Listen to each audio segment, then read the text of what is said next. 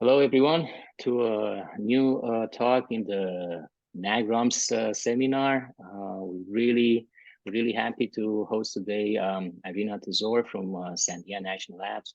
And Irina is going to be giving a talk on rigorous component-based coupling of first principles and data-driven models.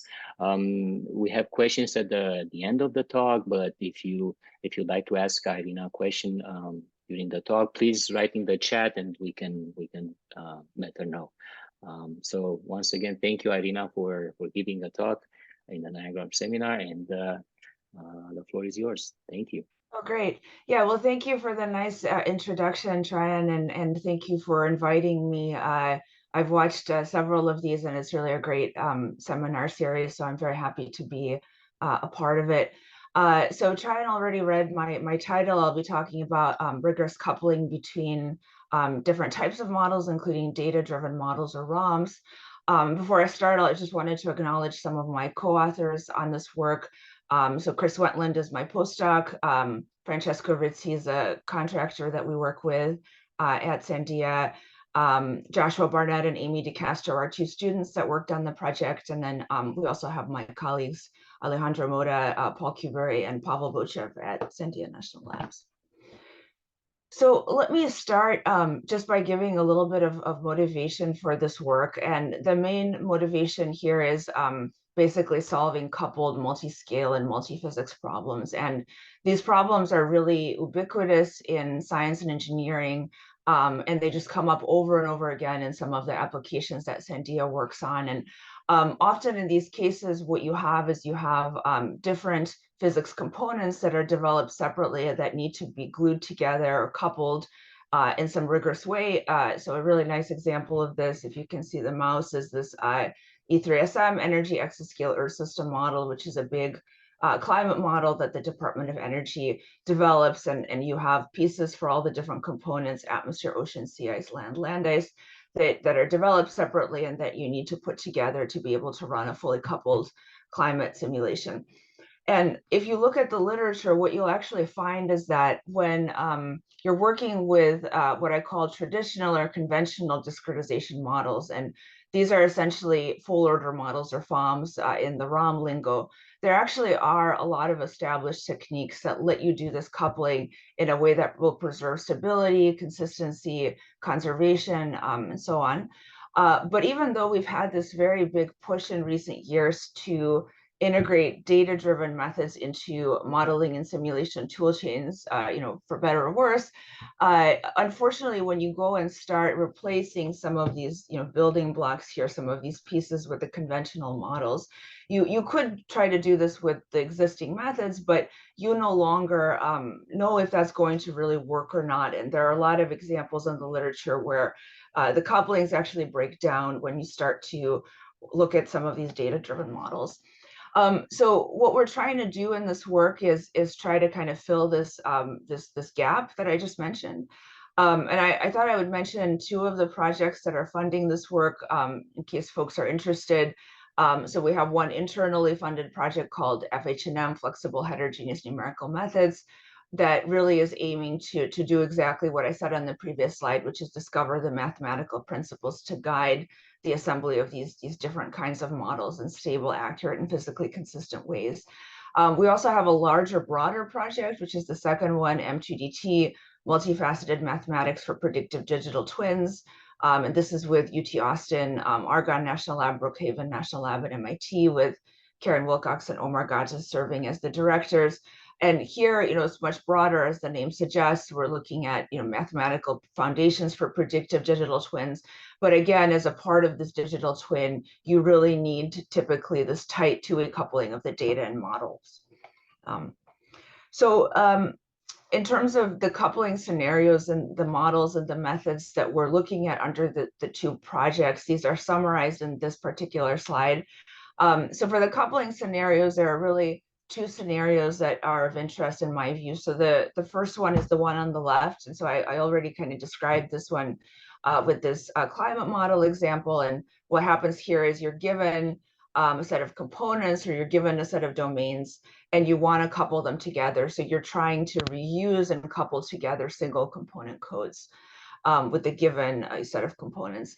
On the right here, this is a different scenario, and actually the one that I'll be focusing on today. And I think this is equally important, maybe in some senses more important. This is the case where you're given a domain or you're given a set of physics, but you get to choose how you decompose that domain or decompose those physics. And you also get to choose where you assign a high fidelity or conventional or a data-driven or reduced order model. And the goal would be that you would basically, you don't want to put a ROM or a neural network or whatever, you don't want to put that in a place where it really has no hope of working. So you want to sort of optimize this in a way that you're going to have a coupled hybrid model now that so hopefully is more predictive, more extrapolatory, robust than just a purely data-driven models. So the data-driven models we've been looking at kind of mixing and matching with each other, and with first principles models, they're shown here. So we have projection-based reduced order models, or ROMs, that this community knows very well, neural network type models, and also DMD, dynamic mode decomposition-based models. And we've been pursuing three types of coupling methods, or I guess it's really three methods and two types of methods. So the first two here are iterative methods, so Schwartz-based coupling and optimization-based coupling. And then we also have a monolithic coupling method that we call coupling via generalized Morter methods. And so since I don't have the whole day to talk about this today, I'm going to be focusing on scenario 2, where you can choose your domain decomposition. I'm going to be mostly talking about the projection-based ROMs. And I'm going to spend kind of half of the talk, or a little bit more than half of the talk, on the Schwartz coupling, and then the remainder of the talk on this generalized Morter method coupling. And I will give you some teasers on some of these other methods throughout, so hopefully you'll get a sense of some of the work we've done in those areas as well. So as I just said, this is the outline. So first, maybe 60% is Schwartz, so I'll talk about method formulation, constructing ROMs, or maybe better said, implementing or extending the Schwartz method for the case of ROMs. And then I'll give some numerical examples and similar structure for the second method I'll be featuring. Okay, so let's talk a little bit about Schwartz. So I will give an overview here for those who aren't familiar with Schwartz. And so if you are familiar with Schwartz, you can maybe just be a little bit patient until I get to the more interesting stuff.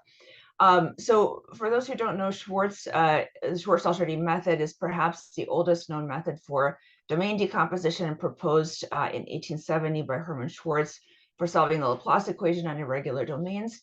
And it's based on a very simple idea, namely, if you want to solve a problem on a complex domain, you decompose it into simpler subdomains, and you use solutions on those simpler subdomains to iteratively build a solution on the more complex domain. So just to use these two pictures as an example, this is a two subdomain decomposition. I'll use this a lot in the presentation just to illustrate things. So here what we've done is we've taken the circle and the square, we've decomposed them.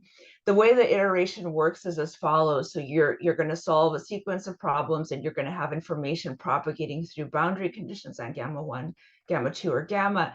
And I'll just take the overlapping case as an example. You start by solving the problem in omega 1. You use the given boundary conditions on this outer boundary. You can use some general arbitrary boundary conditions on the inner boundary, gamma 1, because you don't yet have any information there. Once you've solved that, you go to omega 2 and you repeat. But now, instead of using an arbitrary boundary condition on this boundary gamma 2, you take the solution you just obtained in omega 1 and you interpolate it onto gamma 2, and you're going to have that as the boundary condition for the omega 1 problem, or omega 2, excuse me, problem. And then once you go back to omega 1, you do the same thing. Now you interpolate from omega 2 to gamma 1. So you have that transfer of information through the boundary conditions. Now, the really kind of important thing to note here is most people who know Schwartz, they know it from the linear solver literature, because it's commonly used to precondition Krylov iterative methods for solving linear algebraic equations. And so we're not doing that here. So this is not being used as a preconditioner. We're actually proposing to use the method as a discretization method or a multi-scale method for solving multi-scale or multi-physics PDEs. And if you're if you like memes, my colleague Alejandro made this just to really kind of bring that point home, and I kind of like it, so I use it now in my presentations. Okay, so let's go into a little bit more detail about Schwartz, because there are some really important nuances, and I'll be kind of showing some results that show you different variants of the method and how they work. So I think the background is important to go through. So as I don't know if I said it, but the two pictures I had, overlapping and non-overlapping, you can apply the method either with an overlapping or a non-overlapping domain decomposition. And so the difference when you're doing this has to do with the boundary conditions. So the overlapping is the one I kind of talked through a couple slides back. What you can show is that if you have a Dirichlet condition on these Schwartz boundaries, you will have a convergent sequence of iterations, provided your overlap is non-empty. For the non-overlapping case, you generally cannot use the Dirichlet conditions. Typically, you will need to switch these either to an alternating Dirichlet-Neumann or a Robin-Robin condition. So what I'm showing here on the left is the first case, so the alternating Dirichlet-Neumann, where the first subproblem has a Dirichlet condition, the second subproblem has a Neumann condition. And there are also kind of parameters here you can introduce. So here there's a relaxation parameter theta in the Dirichlet condition.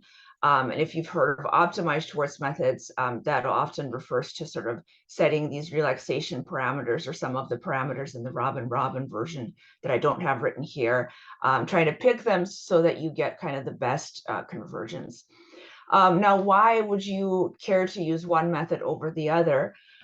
Typically, the overlapping version of the method will converge faster. It will converge in less Schwartz iterations, although you do have a duplication of operations in the overlap region.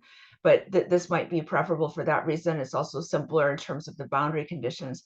But sometimes, depending on what you're trying to do, the overlapping may not be possible. So in this coupling scenario one, it may not be possible if you have a fluid structure interaction, you have a clear, single non-overlapping boundary, or if you have a multi-material problem, you may have to use the non-overlapping. So it's important to be able to do both for kind of maximum generalizability. The other detail here, and this is something we started exploring pretty recently, actually, even though we've known about this for a while, but there's also two versions of Schwartz that are called multiplicative and additive Schwartz. And so the Schwartz that I described for both, here's shown for overlapping, but you could do this for non-overlapping as well, where you have to solve omega-1 before you solve omega-2, so you really solve the problem sequentially. That's multiplicative Schwartz. So the boundary condition on omega-2 depends on the boundary condition from the same iteration in omega-1. But what you could also do is you could actually have both of the domains solve in parallel.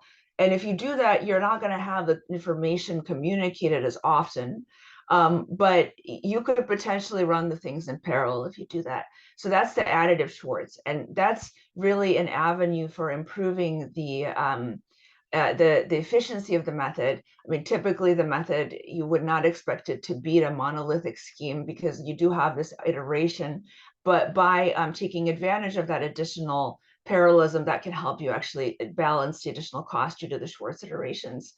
And I forgot to mention here, but doing the iteration in the series in this parallel way, you do have a little bit more Schwartz iterations in the end, and I'll show some of that a little bit later on, but it will not degrade the accuracy if you converge the method, and the method would converge in that case as well.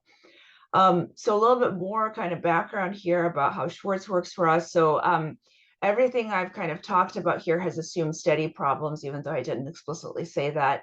A question comes up is, how do you do Schwartz with time advancement? And the most straightforward way you could do this would be in space-time. Then you just apply the method exactly like you do with space, but treating the time as an additional spatial dimension. For us, that's not really a viable approach. And that's because our codes generally are not space-time.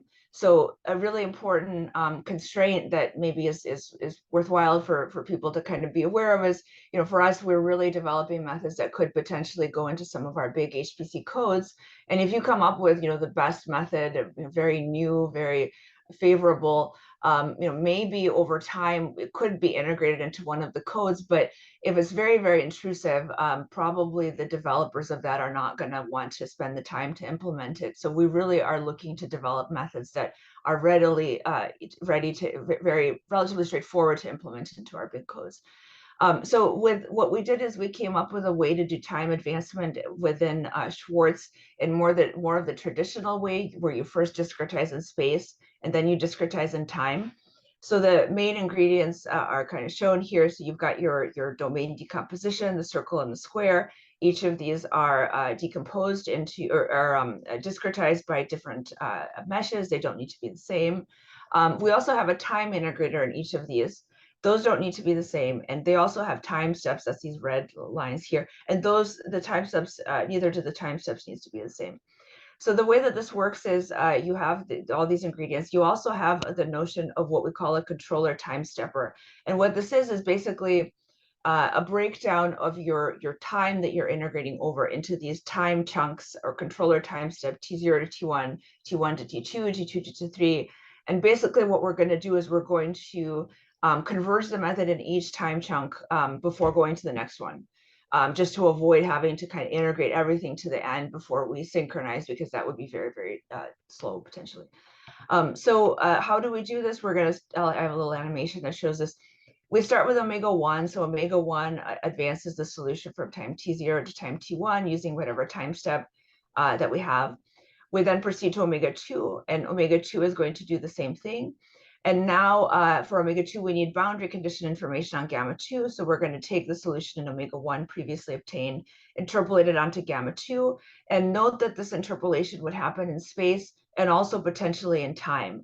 So that's what these little arrows are meant to indicate. The temporal interpolation happens if you have different time steps in the different subdomains. Now at T1, you're going to check for convergence. Typically, we check that the solution has basically stopped changing relative to the previous Schwartz iteration. If it has, we deem convergence. And then if the method is not converged, we go back to omega 1, back to T0, and we repeat. Otherwise, we go to the next controller time step and we repeat. So we kind of step through time in these controller time steps. I already said this, but very important, we can use different integrators, different time steps in different domains.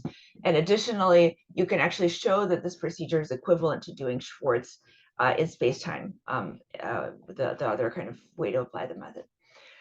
So before I talk about ROMs, I just wanted to say a few words about what else we've done with Schwartz and kind of what motivated the ROM work. And over the span of maybe like 6 or so years, my colleague Alejandro Moda and I built up Schwartz as a means to do concurrent or two-way coupling in multi-scale solid mechanics for full order models. And this was actually really neat because we started literally from pencil and paper and 1D MATLAB all the way to putting this into 2 of our production codes at Sandia, Albany LCM, which is an open source code, and Sierra Solid Mechanics, which is a Sandia proprietary code.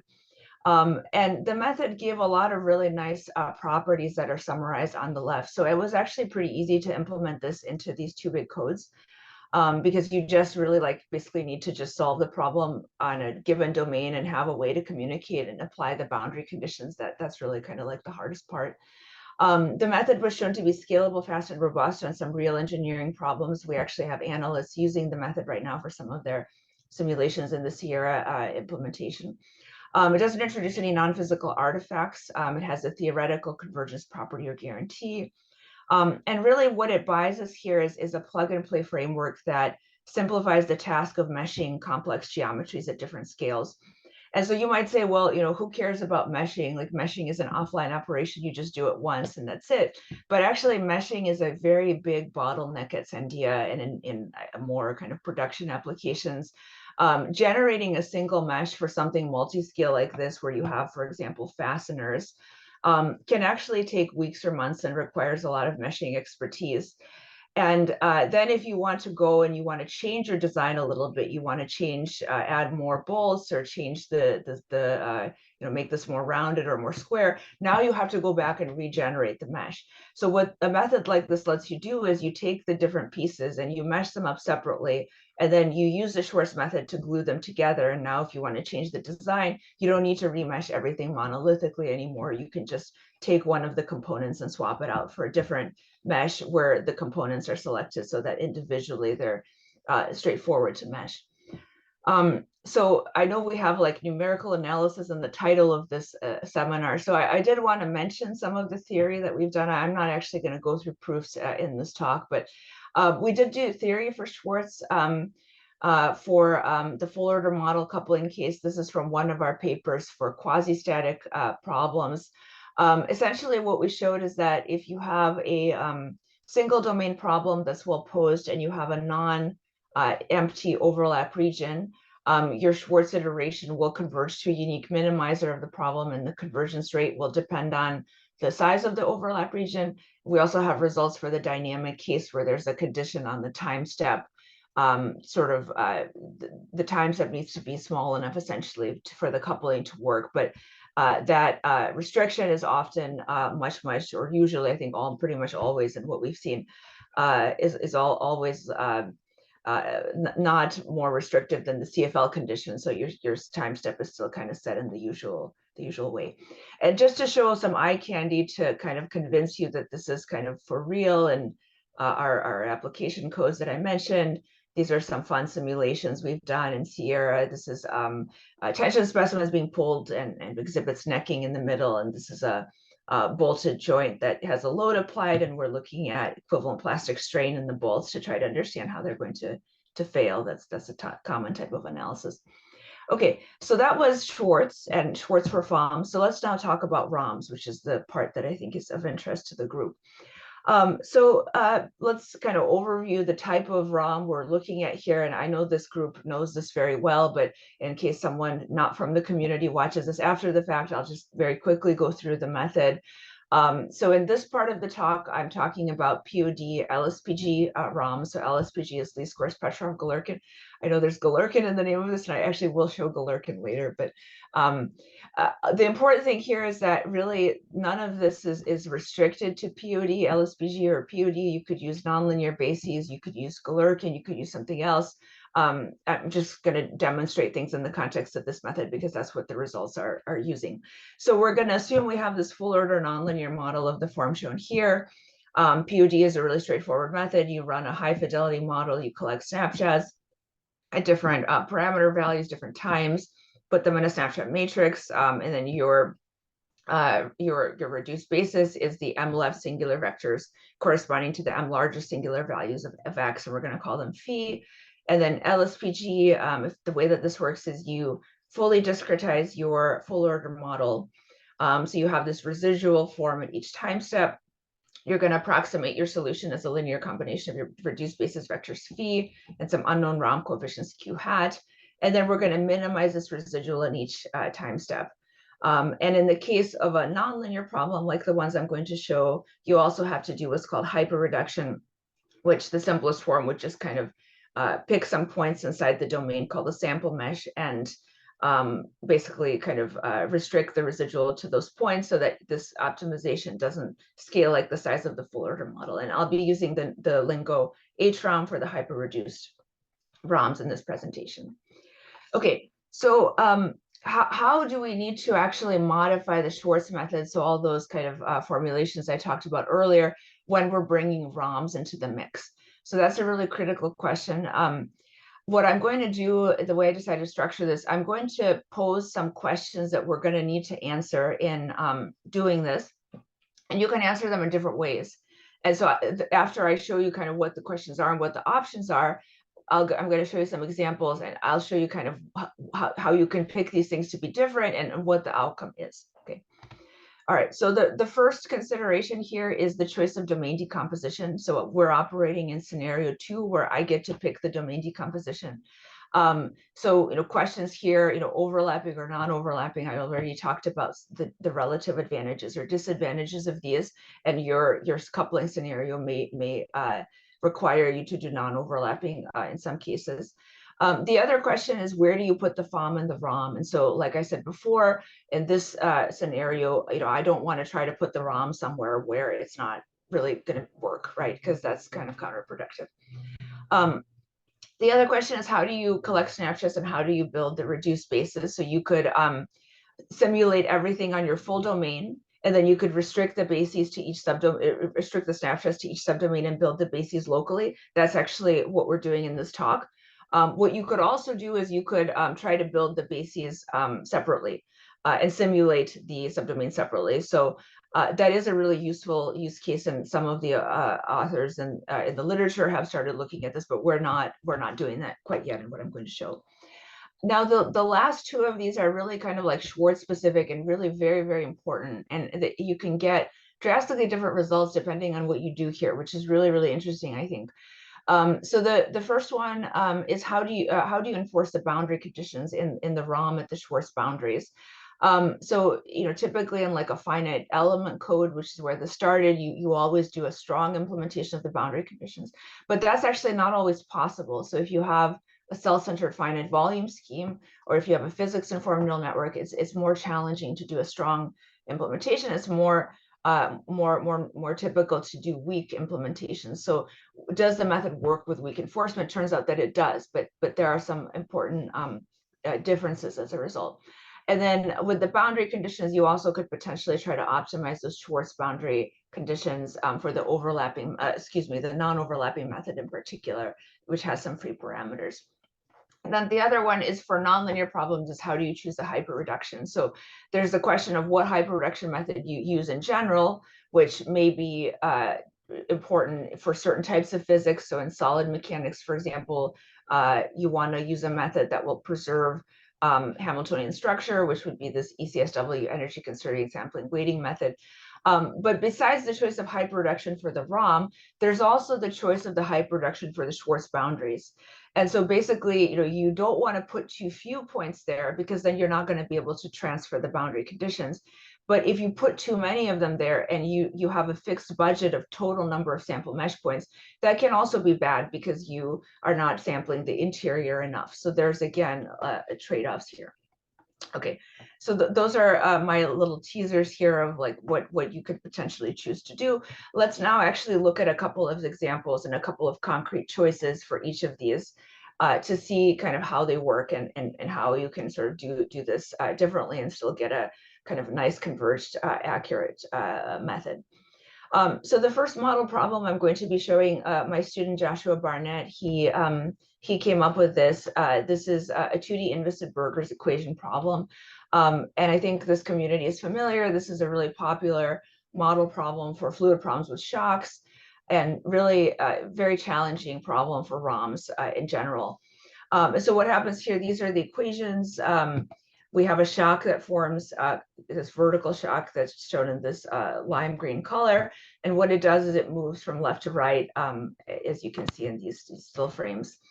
And we have two parameters in this problem. So they're called mu or mu1 and mu2. One is in the boundary condition and one is in the right-hand side. And here for the full order model, we're using a Godunov type scheme and a trapezoidal implicit temporal discretization.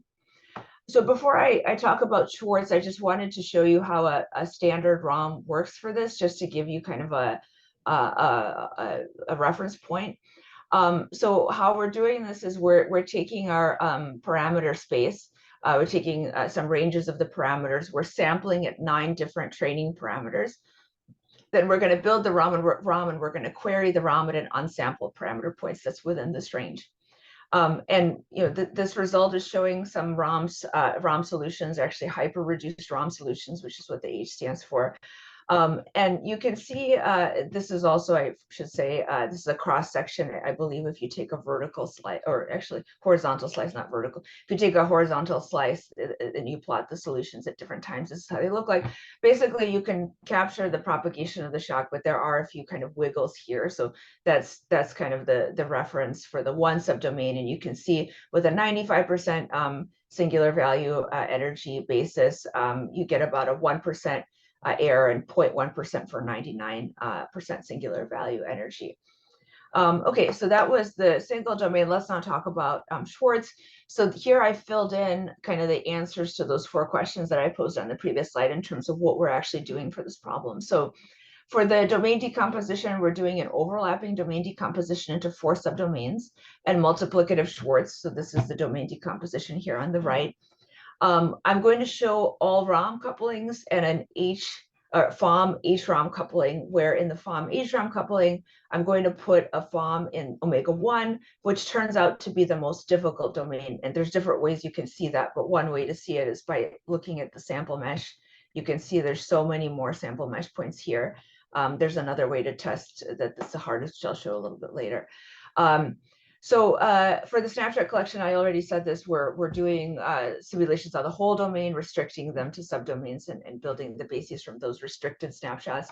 Here we're enforcing the boundary conditions strongly at the Schwartz boundaries, and we're using a method proposed by Max Gunsberger in 2007, where you basically do this affine decomposition of your solution. You build your basis phi to have 0 homogeneous boundary conditions, and then you're going to just make this Q-bar term be all zeros, except for in the values where you have the Dirichlet boundary conditions, and you just keep kind of substituting in the value as needed to update that condition kind of on the fly during the Schwartz iteration.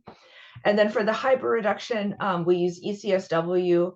I'm not going to talk about the hyperreduction methods, by the way. So this is you could look this up, but this is a kind of a quadrature-based type of approach that is very popular in Charbel-Farhad's group, which is the group Joshua was from. And so here what we're doing is we're putting all points of the sample mesh, or sorry, all points that we have in the mesh into the sample mesh at the Schwartz boundaries. So kind of very extreme upper bound on that. So let's look at some results. So I'm going to show the same movies, which is just a cross section of the solution for the U and V components. For a smaller basis that captures 95% of the energy and a larger basis that captured 99% of the energy. And you can see we get generally a smooth solution. You're not seeing any coupling artifacts. There are some wiggles in the smaller ROM, but we saw those wiggles in the monolithic solution as well. And if you go up to the 99% singular value retention case, you don't see any of this. You see just a very kind of beautiful smooth solution. So really promising results here. So some additional information. So this converges in just 3 Schwartz iterations per time step, which is very small in my view.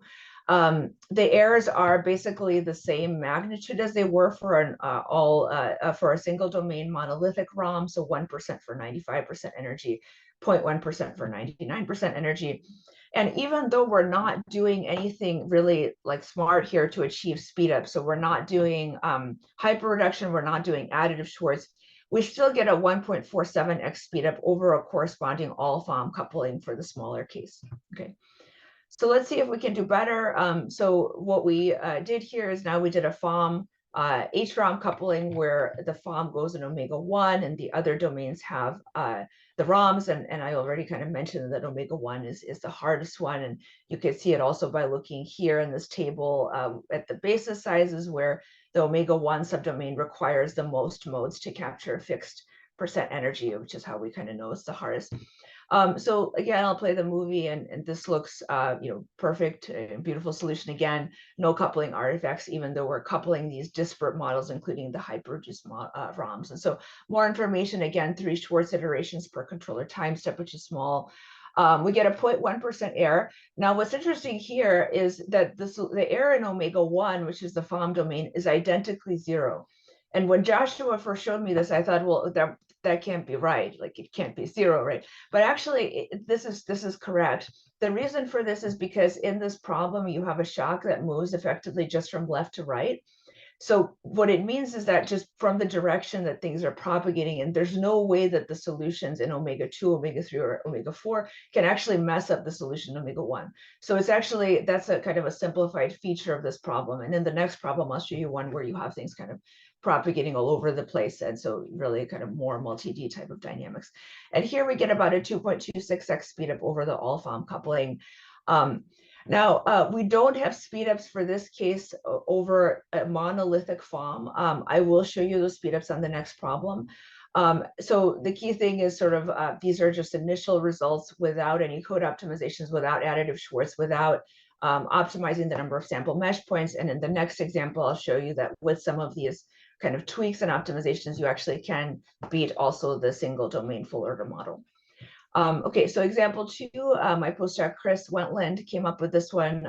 This is actually a problem that's implemented within a code we have called Presio Demo Apps that's open source. And this is kind of a demonstration of a C++ code that we've been writing called Presio that some of you may have heard of, with Francesco Rizzi being the lead developer. This is a library that lets you basically put ROMs into big HPC codes through a very nice interface to facilitate the development, to reduce the development time required. So this is shallow water equations. A lot of people know this problem. It's a kind of a hyperbolic PDE that models wave propagation below a pressure surface in a fluid. And we have a Gaussian initial condition depending on the value of the parameter mu, which is a Coriolis parameter appearing in the right-hand side. You have different characters of the solution. So with the smaller mu, or excuse me, smaller, larger in absolute value, but smaller in number because these are negative, you get kind of a less diffuse solution. So what we're doing here, again, everything is predictive. We're going to, for the ROM, sample the parameter at some integer values, and then we're going to do testing at some double values in between these integer values. Now, in this case, we're using different discretization methods. We're using cell-centered finite volume because that's what Presio Demo Apps used. And we're also using backward Euler for the time stepping. Okay, so let's just skip right into the details of the coupling. And I know there's a lot on the slide, but I'll explain it. So what I decided to do here is I color coded in green the things that are different from the previous problem, really to emphasize them. So there's actually a lot that's different. So here we're testing non-overlapping with 4 subdomains. I'll show you that on the next slide. I don't have it on this one. And we're doing additive Schwarz. And so the additive Schwarz is really the thing that's going to help you beat the monolithic FOM. And the way we're handling the parallelism is with OpenMP with 1 thread per subdomain. And I'll show all ROM and all HROM couplings using this Presio and Presio Demo Apps code bases. Snapshots, same as before. I won't say it again. So here, the really important details are in the boundary conditions and the hyperreduction. Okay, so for the boundary conditions, with this type of finite volume method that's being used, it's basically common or typical to impose boundary conditions, not exactly, but approximately through the use of fictitious ghost cells. And so these are pictured here on the right, these dashed cells here in the cyan color. The other, so we're going to impose the Dirichlet conditions weakly in this way. The other thing is that imposing Neumann or Robin boundary conditions in these cell-centered finite volume methods is challenging. And what happens is you also need ghost cells, and you need the ghost cells to kind of go into more into the interior of each subdomain. You end up doing extrapolation, and that can actually cause quite a bit of error to accumulate. So what we realized on this problem when we were kind of trying to figure out all these details with the boundary conditions and the finite volume method, if you have a non-overlapping domain decomposition like the one shown here in the blue and the red, and you have this finite volume method with the ghost cells, the ghost cells actually give you some overlap, even though your domains were not overlapping to begin with. And what it turns out is that you actually, even though this is not stable in general, it's proven mathematically, and if you try it, it won't work for like a finite element method. We actually can do Dirichlet coupling with a non-overlapping Schwarz, and because of these ghost cells, that actually converges. And I'll convince you of that in the next slide. But this was a really curious thing, and I'm not sure that this is widely known. And this is something we're still trying to kind of understand theoretically, but this actually helps us quite a bit in terms of getting the method to be as efficient as possible and helping with the implementation. So hyperreduction, we're doing collocation here, which is a simple method that minimizes the residual at a small subset of degrees of freedom. And here, instead of assuming all the boundary points are in the sample mesh, we're going to take a fixed budget of sample mesh points, and we're going to fixed budget, excuse me, total of the, I guess I should have, this is not written correctly, but fixed budget of your total sample mesh points, and you're going to make sure that both you have some points at the boundary, but the total budget is not exceeded. Okay, so the first result I'll show is just, I'll convince you that the non-overlapping with Dirichlet conditions works. So this is for an all ROM coupling. And so you can see these little dashed lines, hopefully that's showing you the domain decomposition. So this is FOM, this is 4 subdomain ROM with a non-overlapping subdomain, and this is 4 subdomain ROM with an overlapping subdomain. And I'll play these and everything looks great. So, no artifacts. And for another type of method, a lot of things would go wrong with the non-overlapping if you don't use the alternate conditions I mentioned.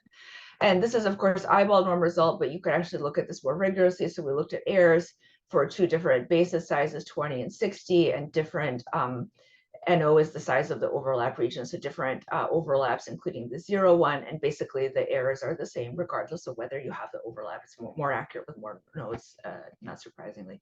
The thing here on the right is showing the number of Schwartz iterations, the average number actually, and so it's about 3.17 to 3.25 for the non-overlapping versus 3.05 to 3.1 for the overlapping. So you do need more Schwartz iterations for this to converge. But interestingly enough, the number of Schwartz needed decreases very roughly with NO to the 1/4, where NO is the size of the overlap region. But in contrast, as I alluded to earlier, when you have overlap, you're kind of double counting the degrees of freedom in the interface. You're solving the problem multiple times on those interfaces. And that scales like NO squared. So what this actually tells you is that if you can do the non-overlapping, if you have the right boundary conditions, which here the Dirichlet ones are the right ones because of the finite volume discretization used for the FOM, there's actually really no reason why you would not do non-overlapping. It's a lot of double negatives. There's no reason why you would do overlapping for this problem from the perspective of accuracy and efficiency.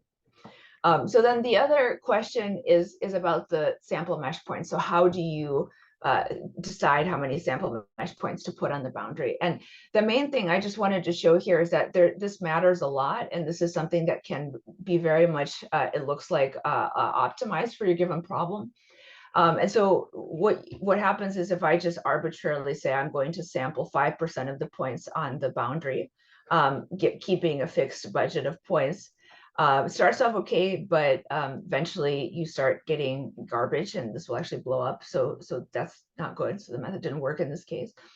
And then what you can do is you can start raising the number of sample mesh points on the boundary. So this is 5% of the boundary being sampled. This is 10%. This is 15%. You'll notice that with 15%, because I have a fixed budget, this is very sparse sampling in the middle. So that's actually, I'm not going to show a movie, but that actually doesn't work very well. But you can find a good number of sample mesh points. So it's about 10% of the sample mesh points. That gives you a nice solution. Oh, right, I forgot I had the slide. So this is just putting everything together, and really the main result here is on the right, the Pareto plot. So this is showing the CPU time versus the relative error for different ROMs, HROMs with monolithic, and also with the Schwartz framework. And basically, for a fixed ROM dimension, Schwartz will always give you a lower error and a comparable cost. And you actually now have a noticeable cost savings with respect to the monolithic FOM, thanks to this additive version of the method. So we were able to finally beat the monolithic FOM by applying that. And I actually have another problem that's a backup slide. I decided it's not ready. It's not 100% ready, the problem for prime time, but I could show it, but I want to make sure I have time to get through the core content. So if I'm happy to show it at the end if people are interested. But I wanted to give a little bit of a teaser on some of our pin-pin coupling work. And so this was actually work we did with Will Snyder from Virginia Tech, who works with Tryon and Rafaela DeVita there. I heard he's defending tomorrow, so it's very timely. So what we looked at is extending this to pin coupling. So pins are physics-informed neural networks, and what that means is you have a neural network, but rather than just using data in your loss function, you also have in your loss function the PDEs and the boundary conditions and the initial conditions for a time-dependent problem. And what Will looked at last summer was whether Schwartz can help facilitate pin training for an advection-dominated advection diffusion equation. We looked at this just in 1D as an initial prototype. And it actually turns out that pins are very difficult to train, even in 1D, and even for Bouclet numbers as little as 100, 150, 200, which typically it's kind of moderate, it's not really very high. And so there were some interesting learnings here. I can't tell this playing. Okay, here we go. So kind of maybe not surprisingly, there is a difference in the convergence of the solution depending on how you implement the boundary conditions. With a weak implementation, it takes a while for the different subdomain problems to really match, whereas it happens much faster with the strong boundary conditions. But I would say for the pin coupling for the training, really there wasn't a definitive conclusion. In some cases there was some help in terms of the training. In some cases there wasn't. What we did discover is that what can help you with the training quite a bit is if you do a pin FOM coupling. So here we're putting a pin on the left, a FOM on the right, and here we're able to converge this very, very quickly, even for a Bouclet of 1 million. So that was a really interesting result.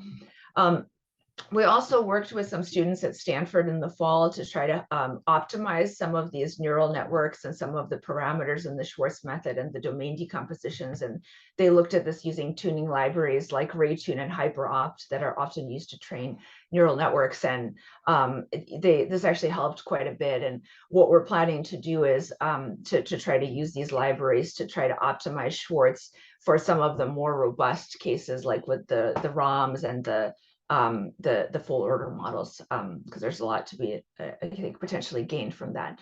Okay. I'm actually way low behind in time than I thought. But so next part of the talk, this is shorter, and I will not go over hopefully I can still do like 55 minutes to leave five minutes for question. So then I'm going to switch gears now, and I'm going to talk about a different scheme. And so this is now this GMM monolithic coupling approach, and we call this a Lagrange multiplier partition scheme. So just to kind of get right into it here. So this particular method I'm going to illustrate on just a typical problem, which is a time-dependent advection diffusion problem shown here.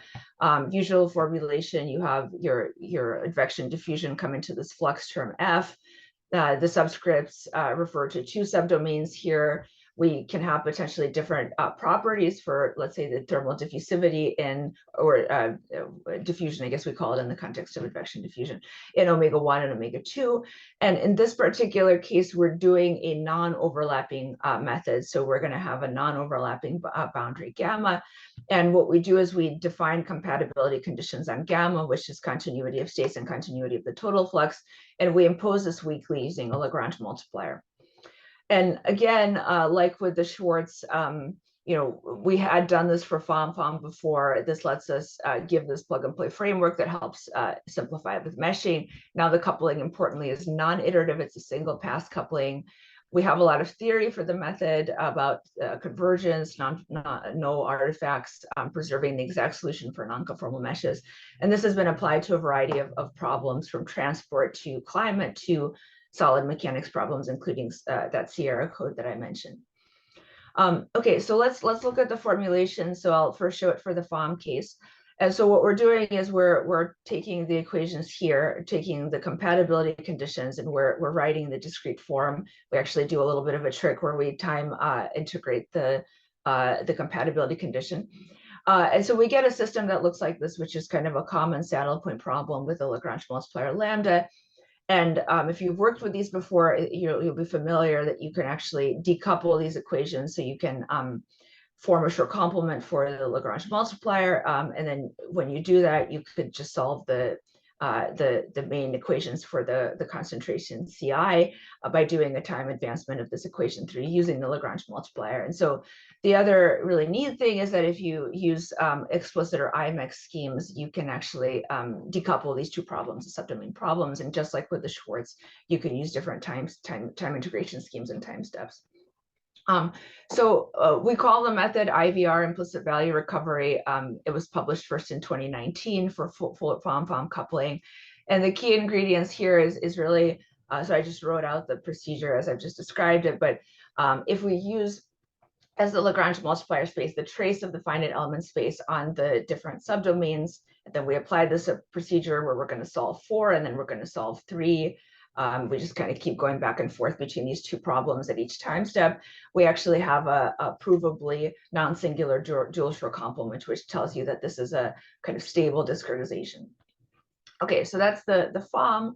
Now let's move on to the ROM. So since I already kind of talked about PUD, I'm not going to talk about it now. But in this case, we are doing Galerkin, so there is some Galerkin in this talk.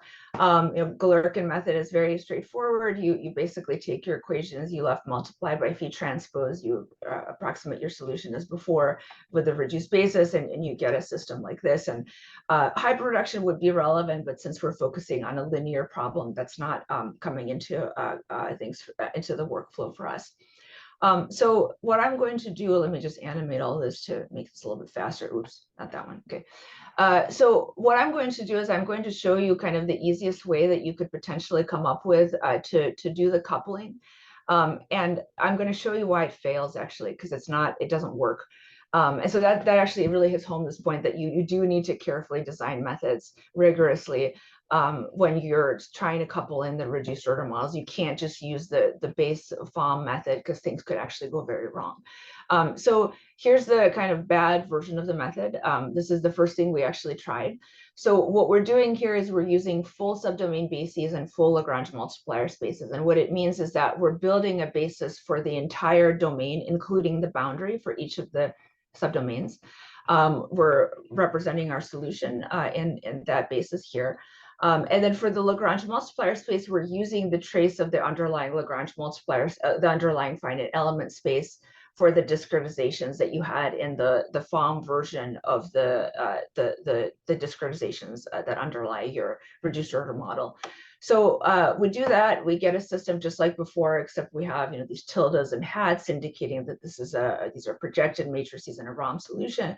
And we have the same kind of algorithm as before, where you solve for Lagrange multiplier, then you update the CI in time by doing a time advancement. Now, what could go wrong? So I could ask this for people to speak up, but I think I'm low on time, so I won't here.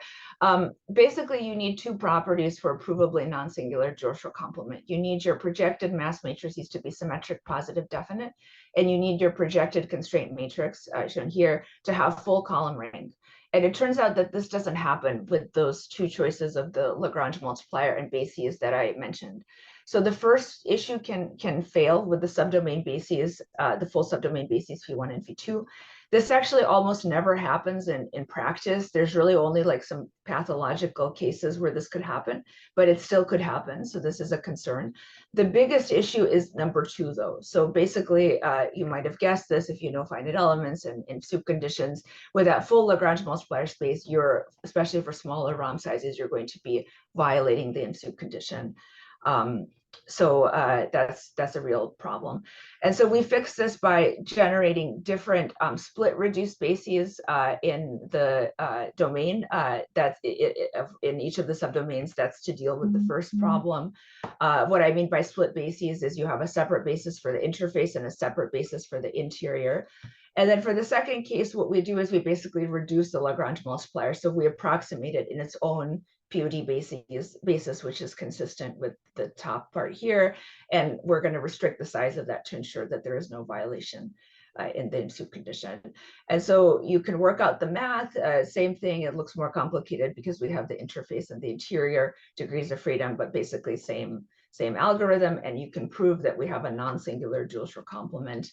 Even though the full subdomain case could have issues, if you wanted to use that with the Lagrange multiplier space that's reduced, because the first condition rarely fails in practice, that could actually help you with that case as well quite a bit.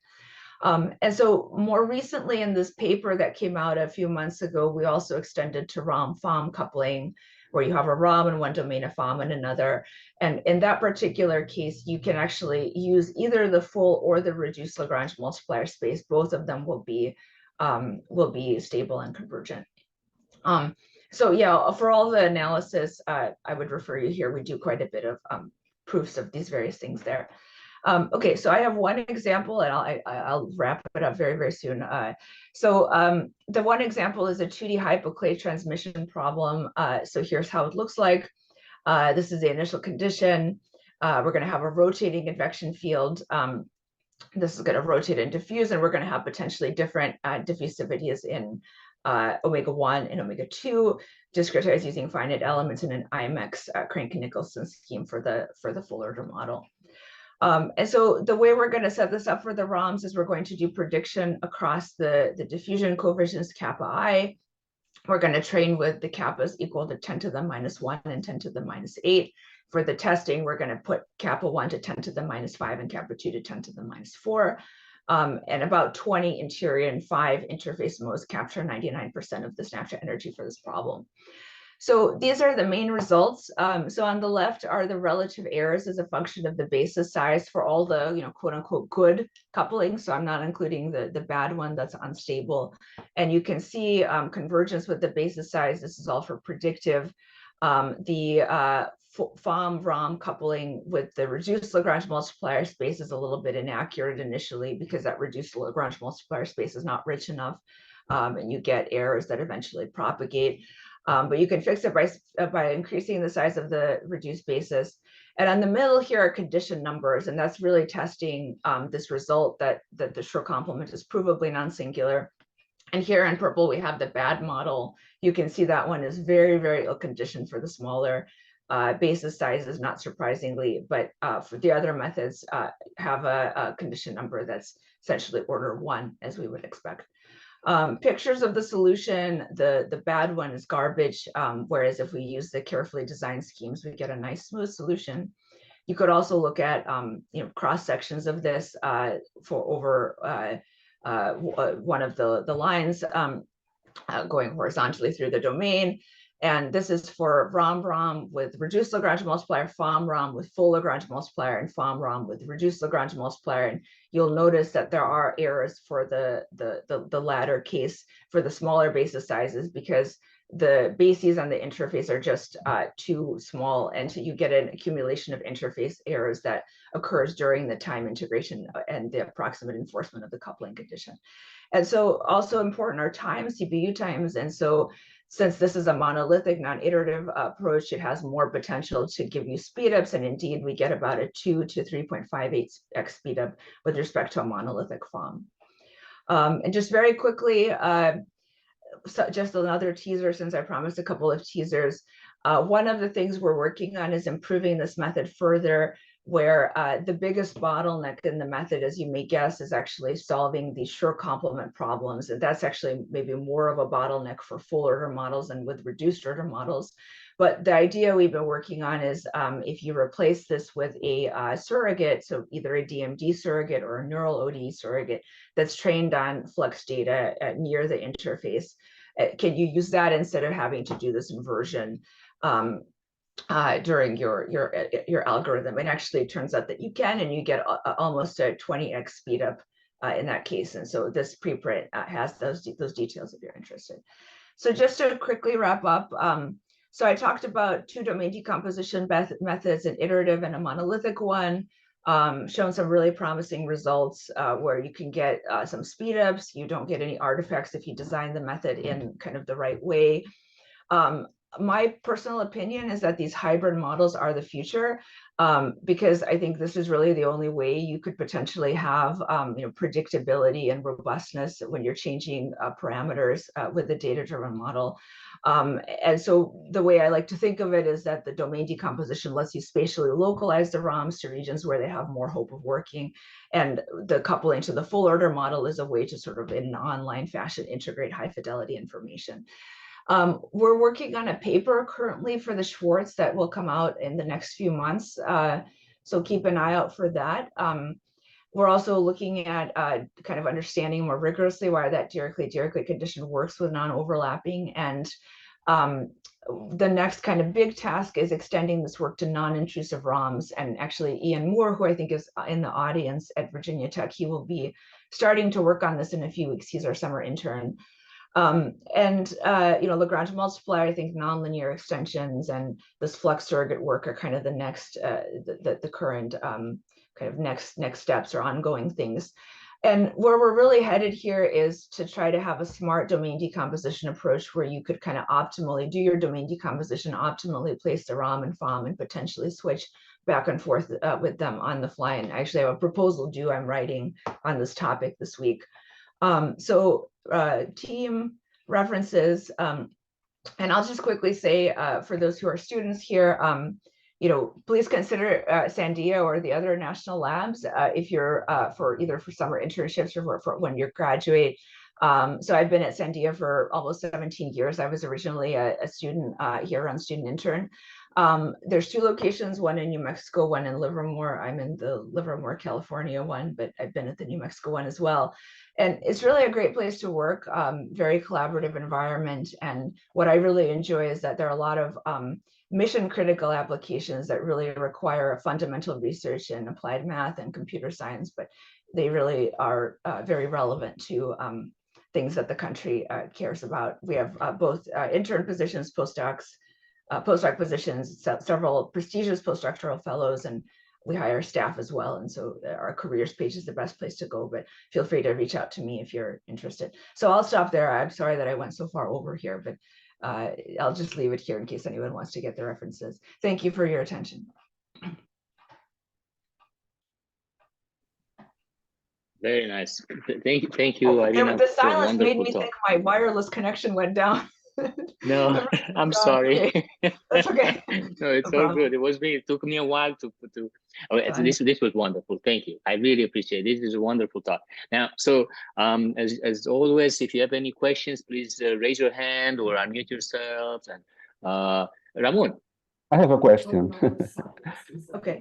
Thank you very much, Irina. It's been a very, very nice talk. I enjoyed that very much. And it's about a topic that I think is not fully studied nowadays, which is domain decomposition using ROMs. So my question is, in fact, about something that I think you haven't done. You said from the beginning that both in the iterative version or the monolithic one, you have 2 possibilities. You either construct the basis from a FOM solution over the whole computational domain, or by constructing the local basis domain, subdomain by subdomain. And you said that you have adopted the former approach. So you construct the global basis, and then you localize them subdomain by subdomain. But our experience in that, we wrote a paper about 10 or 11 years ago, is that the difficult case is the one in which you have local bases. So you construct the local basis subdomain by subdomain. But I also think that this is the interesting case for the following reason. If you are dealing with a heterogeneous problem, so you solve different physics in the different domains, there is no way to have a global basis. Do you agree? Yeah. Yeah, absolutely. So my question is, do you have any experience in constructing local bases, so subdomain by subdomain basis, and then matching the solution using the techniques that you have explained? Yeah, so you could certainly do this. There's nothing in the method that prevents you from doing this. I think the biggest challenge there is that so you would have to simulate the subdomains on their own. So the question is, how do you set up those simulations to get bases that can capture the coupled problem, which may have different dynamics than the small individual problems? What people typically do is they typically will have maybe like put some random boundary conditions on the interface and do the simulation in that way. I think there's nothing about the machinery that would prevent you from trying that. We haven't done it yet, but I expect that the ROMs will be less accurate in that case, unless you just happen to sort of do the simulations on the domains in a way that gives you a very rich basis for the coupled problem. But the direction we're headed in actually is, if you have a hybrid approach where you have a ROM in one domain, a FOM in another domain, but you have some kind of error indicator, some kind of criteria that lets you potentially switch between them on the fly, and that lets you update the reduced order model on the fly after switching to the full order model in that domain. I think in that kind of workflow, I would be a lot more comfortable using kind of arbitrary bases to start with, because if the basis is bad, then eventually it's going to be updated to be improved essentially. So yeah, I mean, there's nothing, you're limited by the basis. And what we found is that with the coupling, if your basis is really bad to the point where it can't capture the solution, the coupling isn't going to save you. But if you do have like a little bit of an inaccuracy and you have, like, let's say, an overlap, then that can potentially get corrected through the iteration to some extent. Well, the problem we found is that if you use different bases, it is true what you say, that you have all the machinery to deal with the problem in principle. But in practice, what we found is that with local bases, little errors, as you have just mentioned, just produce instability in the solution. And the way we managed to deal with that was to introduce a small penalty term. Only with that, we were able to stabilize the solution. But you're right, all the machinery that you have explained is independent of whether you have a global basis or one per subdomain. So yeah. I'll take a look at your papers. I'm very interested in that. And as I said, I'm happy to know that this is a subject that is in which people are again interested. Thank you for the talk. Actually, if you send me your reference, I would be interested to look at it. One of the things we care about is structure preservation in the coupled methods. And we, for the cases we've tried, we sort of get it for free actually with just the Schwartz iteration. But I could see a case where you may need something like a stabilization. So I'll send you the reference. Yes. That would be great. Thank you.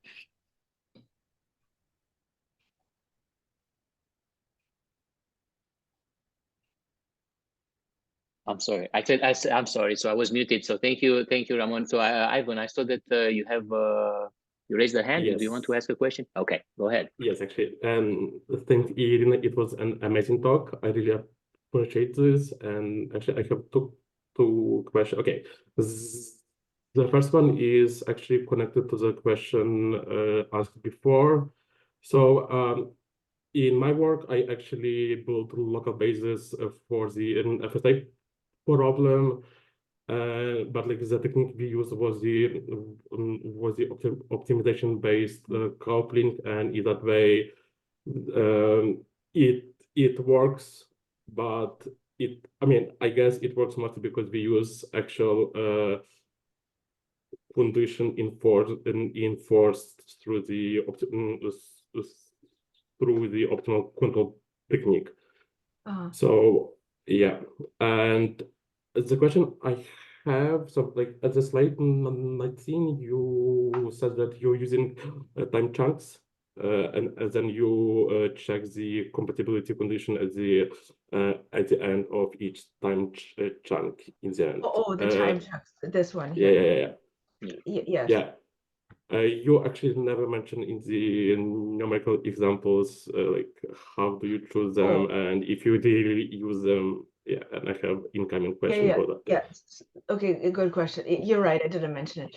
So for the ROM case, we actually were always using the same time step in both of the domains. It was the same time step, and the time step was equal to the global time chunk. I believe Chris is actually my postdoc who worked on this, so he can write in the chat if that's incorrect. But so we didn't play with the time stepping really for the ROM case. We did do a lot of it for the full order model case, so it does work. And it can actually help you quite a bit. Like if you have the fasteners that are fine scale and that's coupled to a large scale, you can do like implicit in the small one and explicit in the large one to try to optimize it. But we didn't really play with the ROMs yet on the different time steps, but that would be interesting to play with. Yeah, actually, because I asked you before, and as I mentioned before, as you know that I try to do time adaptivity inside this framework. So yeah, I was asking like how you choose the stuff. Yeah. Anyway, thank you very much. It was really amazing talk. Oh, thank you. I'm glad you liked it. Thank you, Ivan. Any other questions for Irina? Any questions at all? Maybe I can ask. I don't see any raised hands. Maybe I can ask. Maybe hopefully I don't know. So a question about because you mentioned, Irina, at the beginning. You mentioned that the from coupling with Alessandro. So this was included in the Sandia software. Yep. And I was wondering whether you guys have any plans, or have you already done anything about the ROM-FOM coupling, or are there in the any big plans for? production codes. Yeah, we started using like Presio and Presio demo apps with an eye towards the production codes. Right now, this proposal that we're writing, so there's some politics involved in this a little bit, I think. So essentially, a lot of these production codes, they sort of dislike intrusive reduced order models at this point, because those can take, even with something like Presio, they can take years to implement and then to verify, and it kind of can be rather disruptive for the code. And how do you get it into the main branch in a way that the developers and the analysts are happy with it? So what we're proposing now to start extending the method to non-intrusive models, so like neural network type of models or operator inference models. And in that proposal, we actually are proposing to integrate with Sierra, the production code. And so it would be a lot less intrusive and hopefully a lot faster to do that. But no, we haven't done in the big codes. We haven't had the chance to try it with the ROMs. Sounds good. Makes sense. Thank you. Okay. Any other questions for Irina? If not, let's thank Irina again for a wonderful talk. Amazing talk. Thank you, Irina. Thank you so much. Thank you. Thanks for having me. Sorry I went long. No, this was, you saw the questions and then the interest, and I'm sure that people might may reach out to you to for some answers. And yeah, if you have questions or about any of it, feel free to email me. I'm usually pretty responsive to email. I know you have at least one client, so okay. All right. Right. So thank you very much. This was a wonderful talk, and we'll see you next week at the next NAGRAM seminar. Thank you, Irina, and thank you. see you next week. Bye. Bye.